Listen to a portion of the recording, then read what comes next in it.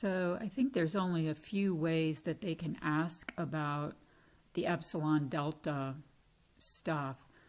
One way would be like where they give you find a positive delta, and then they give you this x minus 2 less than delta, and then, I guess that's the word then, the absolute value of this function minus 1 is less than 1/10.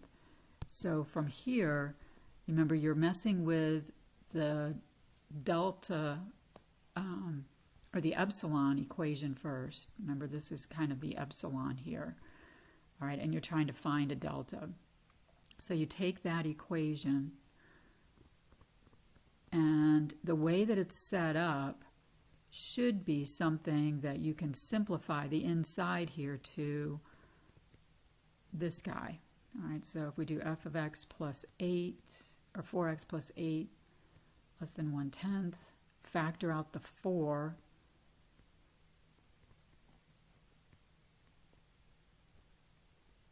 I think I copied it wrong because that should be, I think, a plus 2.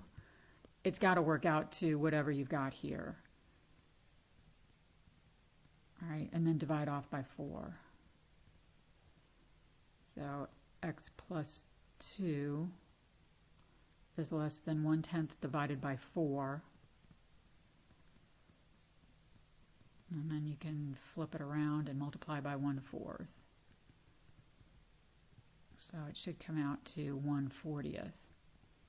So that's what your delta would be, is 1/40. I think that was one that was on your sample test. Yeah, I miscopied it. It should have been the -9 there. Mine's a completely different problem. Anyway, you get the idea. This has got to simplify into whatever is in here, and then you just match up whatever that number is with the delta.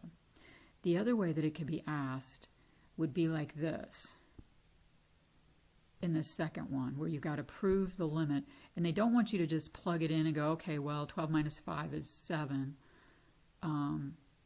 So thinking of it this way, x minus 3, and that's where this is coming from, is less than delta as x approaches 3. So we're looking at the distance as 3 shrinks down.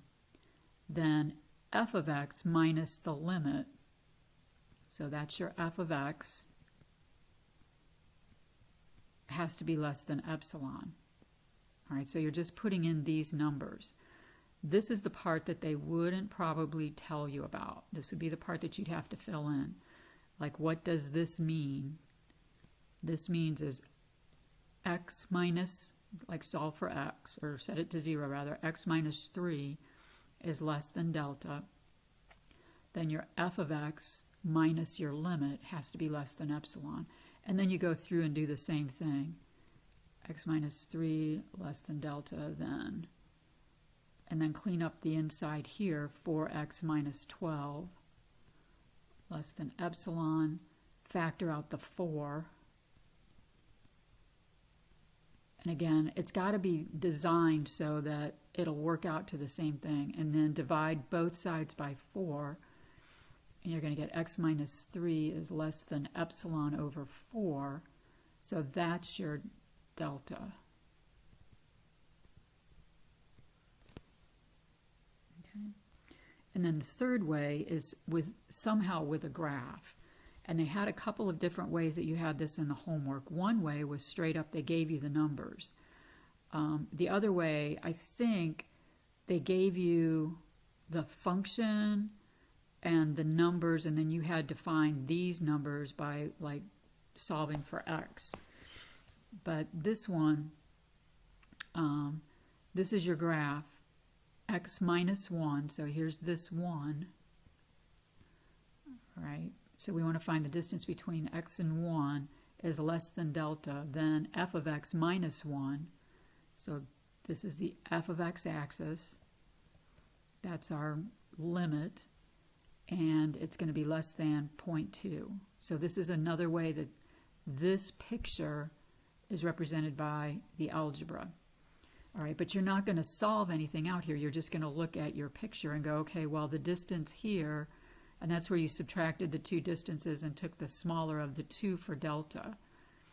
So in this case, delta is either going to be the 1 minus 0.7 or the 1.1 minus 1. Remember, these are like absolute values, so the answer is going to come up positive. So it's either a 0.3 or a 0.1, and since 0.1 is smaller, that's the delta that you're going to use so that you stay within the 0.2 of